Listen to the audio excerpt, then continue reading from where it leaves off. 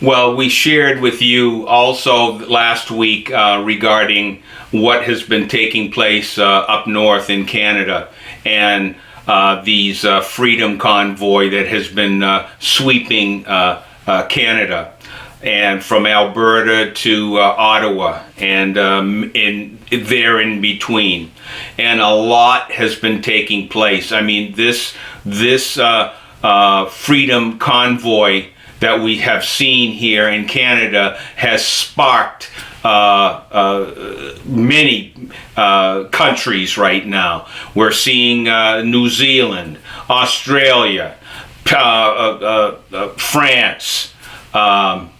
Many nations are rising up and getting these convoys together, and we're going right now. This being organized a freedom convoy here in the States also that will be in March, and will be going to the nation's capital to bring a protest and to eliminate all these mandates and the tyranny that we have been under for the last 2 years.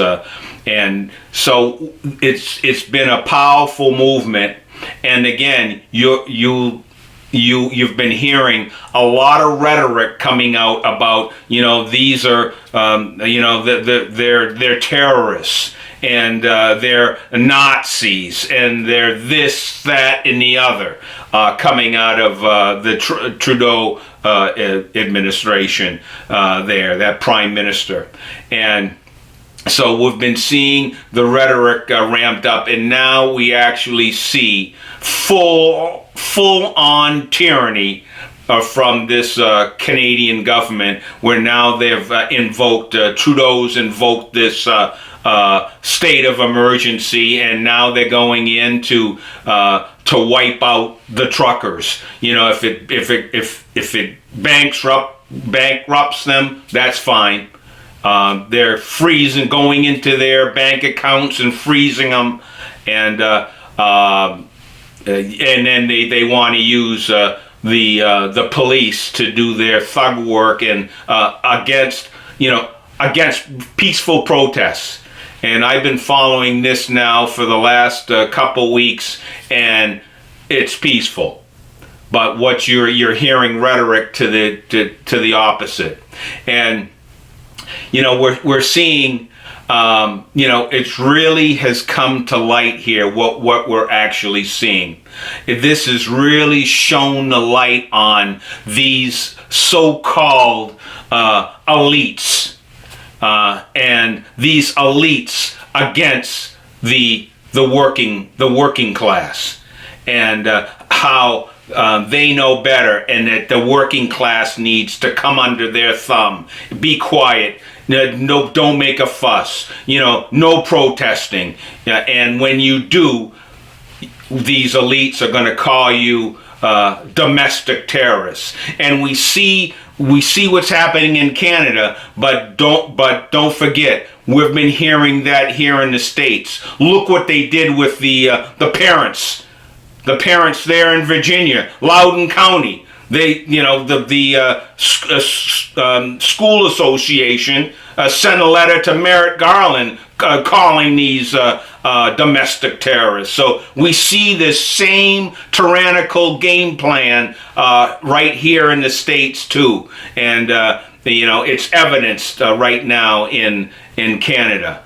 But there again, you've got this prime minister here, the Justin Blackface Trudeau, out there thinking he's going to use the police to use their boot on the necks of these truckers. And it's not just truckers. I mean, there are people that are coming into Ottawa right now that have been, especially on the weekends, but right now these truckers are determined. I'd like to step back though and talk about what took place at the Ambassador Bridge. I believe it was either Sunday or Monday. There was a 7-day protests there of truckers that were on that Ambassador Bridge, and that's the bridge that connects to between Canada and Detroit, and that was a big. You heard a lot of information and stories coming out about that a lot of these, like GM and these automakers, had to close down some of their plants. So, and then Biden even got involved in saying, Trudeau, you need to do something.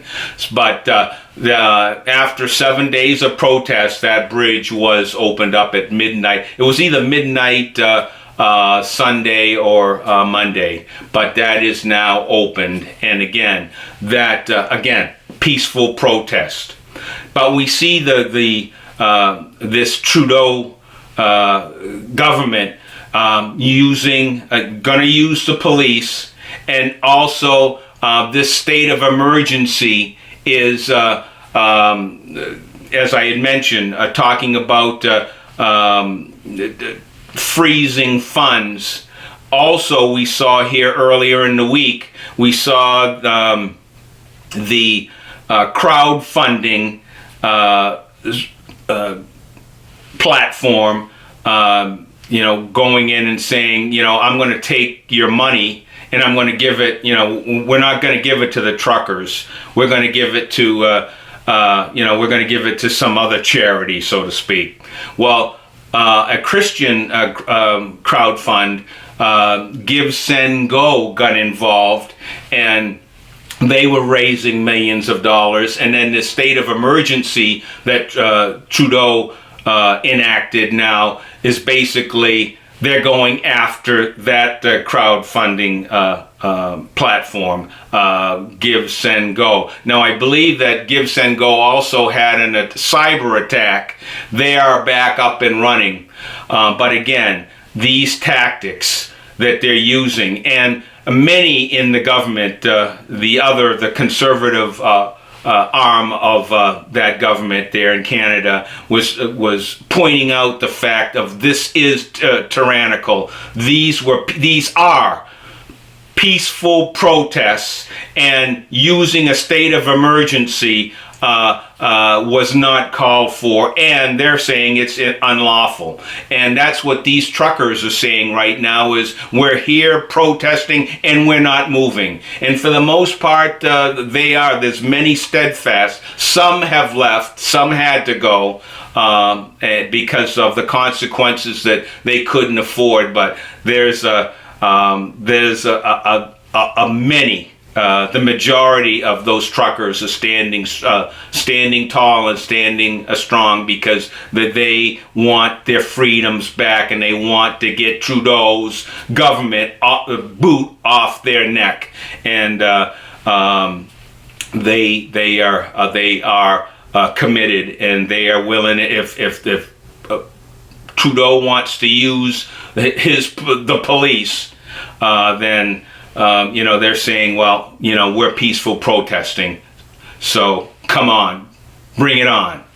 And that's the sentiment that we're seeing here. But again, we're hearing there's been some interviews with some military they're saying that they're with the truckers, and we're also seeing some police there in Canada saying that they're not for this. In fact, what we've been hearing from some of the truckers, they've been saying, when we talk with the police, they're saying, yeah, we're with you, but all eyes are on us, and we can't say anything. And then you saw here, or this past week, the Ottawa police chief was removed because they said he wasn't, he didn't move fast enough. I guess they wanted the Ottawa police to crack some heads earlier on, so he wasn't doing that. So they got this other guy in here who's guaranteeing that he's going to committed to clearing these lawbreakers, as they say, out of Ottawa.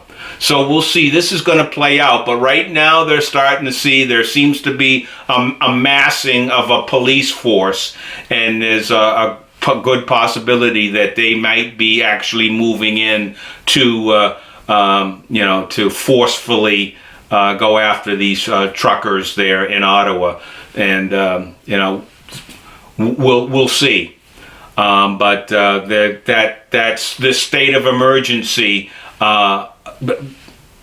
was, many have said, even in this country, we're just shocked at the tyranny that this guy Trudeau is putting forth there against these truckers that are, they're just saying, hear us, talk to us. Trudeau totally refuses. He doesn't want to hear from them, and he's refusing right now.